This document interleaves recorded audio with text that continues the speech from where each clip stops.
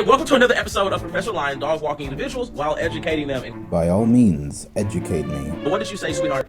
Batman says, decided that it would be really bad and boring for his character if he killed villains. Okay, that's what you believe. Cool. It would be bad for DC and Batman's character if he killed villains, right? But it's okay to SA the character, right? But Batman's been SA before, Yeah, no, we're not gonna make him take life, but that would be bad for his character. Oh, but we will SA him, we'll SA his son. What does that have to do with anything? First of all, if you're trying to say that people are generally okay with that, then that's just wrong. If I'm correct in your video, you proved my point. Let me show you what I mean by that. He says that if I think people are just okay with it, then I'm wrong, right? But in his own video, he goes on to show proof that that's exactly what happened. People don't really like that Batman was SA'd, and absolutely nobody likes the fact that Nightwing was SA'd. Nobody even likes the writer whose probably self-insert character did the SAing. So, to be clear, you said nobody, yet you went on to show the very writer who not only did it, but you yourself said that they inserted themselves in the act. Well, now you look silly. You're saying that no one's okay that it happened, but it had to have been approved by DC themselves for those acts to happen. Are you being intentionally dense?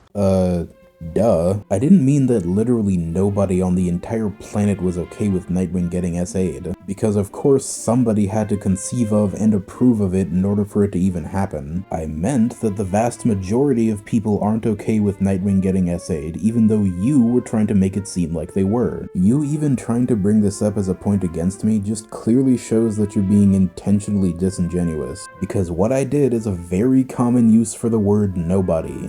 For example, if I were to say nobody plays Fallout, or nobody likes pistachio ice cream, or nobody uses flip phones, everyone and their grandma would probably be able to recognize that I'm not literally saying nobody on the planet likes, uses, or plays these things. They would know that I mean that the people who do like, play, or use these things are in such a minority that they should hardly be considered at all. And I'm certain you know this too, because in just a second you used the word no one in the exact same way you were criticizing me for using it.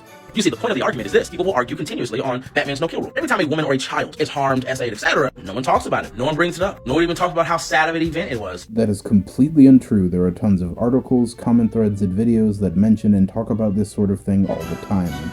Like, for instance, DC themselves have not only put those acts in their comics, but they reference them in their movies. They're more than okay with doing that. But they draw the line with Batman, on his knees for Catwoman. And the whole Harley Quinn debacle that happened not too long ago. Although they don't want that to happen, they're more than okay with Batman having relations with his sidekicks. Not only is the Batgirl example pretty much just something Bruce Timm wanted, and nobody really likes, by the way, but it's not comparable to the other two examples at all. The examples you gave are from projects that took place 5 years apart, each with completely different management. If one type of thing was okay in this project and not okay in this project, it's not hypocritical because it's entirely different people making these decisions. Either way, none of this is relevant to the point of people not wanting Batman to kill his villains. I mean, let's just think about it. We let Joker do what he did to Barbara, right? Then we allowed Joker to make jokes about it. Just like we allowed him to shoot women right in front of Batman. But in main continuity, we don't allow Batman to shoot him. Whoa, you're totally right. It's almost like people don't make a fuss about Joker shooting people because he's a villain and it's within his character to do that, and people don't like Batman killing people because he's a hero and it would go against his character to do that. So when there is a story where Batman kills people, it's relegated to an alternate universe or an Elseworld story. That's crazy.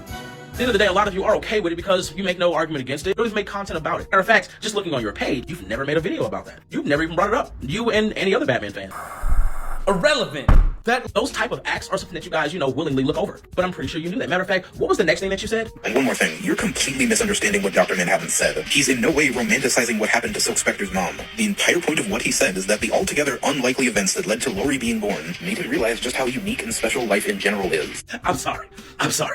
What did you say? Unlikely events that led to Laurie being born made him realize just how unique and special life in general is. It made him realize that life in some way is worth valuing. And ladies and gentlemen, that is how you catch a closet predator. I don't even have to debunk the rest of the video. How wonderfully convenient. Obviously, there's something mentally wrong with you. Just really think about that. He wasn't romanticizing it. After watching all that stuff happen to you, I finally realized how special the world was. No matter how much bad happened, it made you! Since you clearly still don't understand what Dr. Manhattan was saying, I'll explain it in more detail this time. After speaking with Laurie and coming to the realization that Comedian was her father, Dr. Manhattan disagrees with Laurie's statement that her life is meaningless. Laurie brings up that Manhattan previously said that life is meaningless, and Dr. Manhattan says that he changed his mind and then goes on to explain why. Thermodynamic miracles, events with odds against so astronomical they're effectively impossible.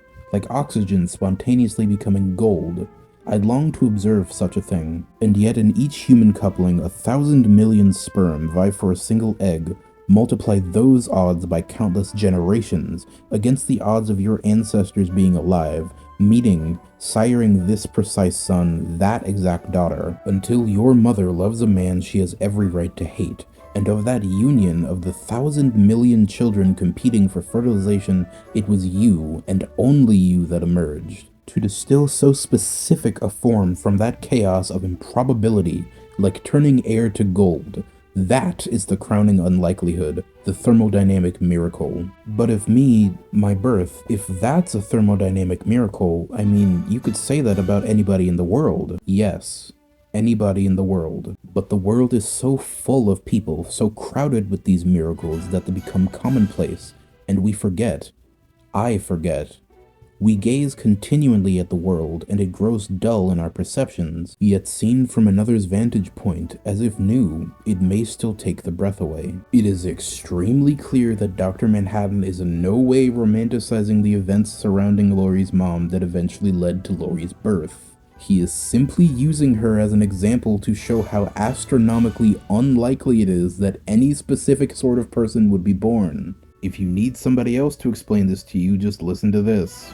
There's been about 100 billion people who have ever lived. Wow, really? Yes. Do you know how many people can exist? You take a look at the genes, find out how many combinations of genes can make an authentic human being. And it is stupendously larger number than the 100 billion. What it means is you are alive against stupendous odds. You are breathing air, observing sunsets, gazing into the night sky. Most people who could exist will never experience that. It's the gift.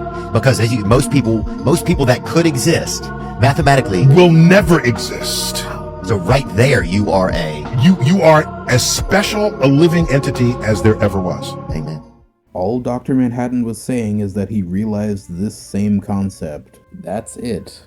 Coming to this realization made him think and made him change his mind on how life is meaningless. If you read and comprehend the book, this is extremely clear, and pointing this out doesn't make me a closet predator. Class, I know what you're wondering. Is there a name for individuals like this? Yes. See, kids, we call this a STD. That's what we call people like that. Stranger danger, okay? You see, kids, when you have an individual like that would love to argue against not only facts, but facts like that when it comes to SA, you might want to watch those people because they don't have a really good grasp on reality. The best thing that you can do when you see people of the STD category, okay?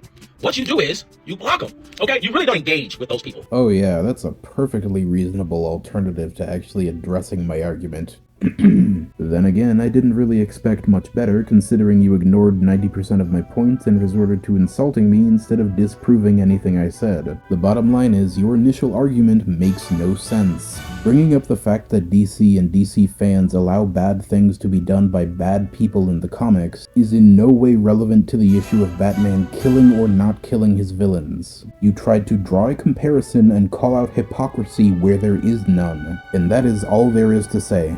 Thanks for watching.